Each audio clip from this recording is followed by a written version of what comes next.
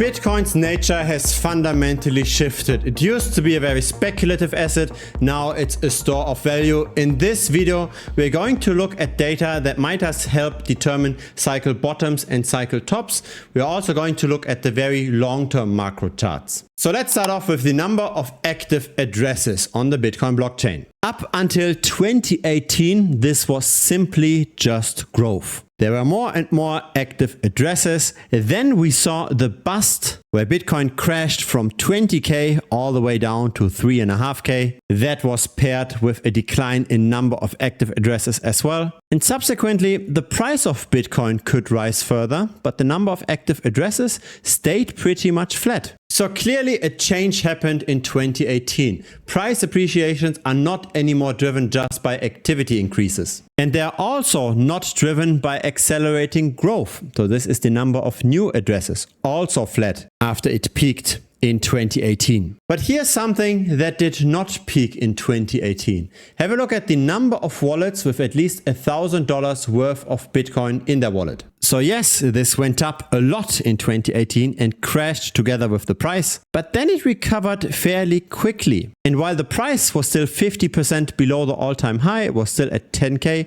the number of wallets was pretty much equal to the peak in 2018. We see that from one price peak to the next, the number of wallets that hold at least $1,000 worth of Bitcoin increases. And the nice thing about this metric is that we can actually see this across the board. We don't just see this in the small wallets. For many altcoins, we only see this in the small wallets. For Bitcoin, we see this in larger wallets as well. Here's the number of addresses with at least $10,000 worth of Bitcoin. This was at 1 million in 2018. It's now at 3 million. I have a look at the number of wallets with $100,000 worth of Bitcoin. So those might be millionaires that are diversifying with some Bitcoin holding as well, have maybe 10%, maybe 5% of their net worth in Bitcoin. This is growing at pretty much the same pace. And so when the long-term adoption is that constant, what's causing those massive ups and downs in the price? Why does Bitcoin crash by 80% or by 70%? And why does it eventually bottom out?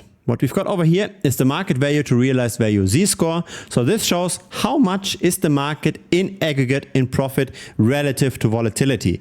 Whenever the current price is below the realized price, so when the market in aggregate is in losses, it's a very good time to buy. So this is when the orange line is here in the green area. Whenever the market is in strong gains relative to volatility, it's time to sell. And so where are we currently with that realized price? Let's have a closer look. It's at $31,633. This video is sponsored by the premium membership. I never take any money from any crypto project. I never take any affiliate links from centralized exchanges. I never pump and dump coins. Instead, I offer valuable tutorials in the premium membership. Feel free to check it out. Am I saying that we have to come down to that level?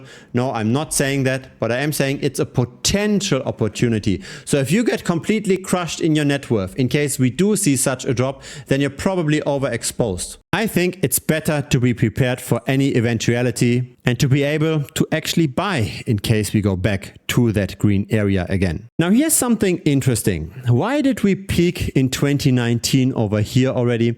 And why did we peak in March, April of this year over here already? We were not in the red areas for the market value to realized value z-score. So the market in aggregate seems to not have been in that much profit to justify a retracement again. I think the potential answer might lie in this chart. This shows the percent of addresses in profit. And yes, it's not the greatest sell signal because sometimes during a bull run, we tend to be at the higher range multiple times. But again, it is a good bottom indicator. Whenever there is a lot of people in losses, it's time to buy. Now, what's interesting here? It seems like that the bottoms tend to get higher and higher over time. So let's connect those bottoms. What seems to be happening is that people are willing to buy Bitcoin earlier now. So the market as a whole doesn't have to be as depressed for people to be willing to buy back in. There's more long-term holders, more people with long-term conviction that buy up those bottoms. And so maybe next time when we go back down again, we don't have to see the majority of people being in losses. Maybe we only need to see 40% of people being in losses. And then the long-term holders are already buying up that bottom. I've got the impression that finding potential cheap prices for Bitcoin is easier than finding potential exit opportunities. Because we are obviously cheap when a lot of people are in losses. We are also obviously cheap when the average cost basis is currently above the current price. But finding the right selling opportunity is a bit harder. I approach this with a model of target allocation. So I don't have all my net worth in crypto. I also have stocks, I also have property, I also have precious metals, and I try to have a balanced portfolio. And whenever this goes out of whack, because Bitcoin doubles and triples, I tend to sell off and buy something that's comparatively cheap again. So I take profit along the way as we are going up, and then potentially buy some stocks or buy some gold or buy some bonds with those gains. Again, I don't want to be 70% in crypto when I started off with just 20%. The long-term trend is clear. People continue to accumulate Bitcoin as a savings vehicle. And so the times when we are depressed are real nice buying opportunities. It very much looks like Bitcoin will always recover from a crash. And this seems to become more and more common knowledge because those bottoms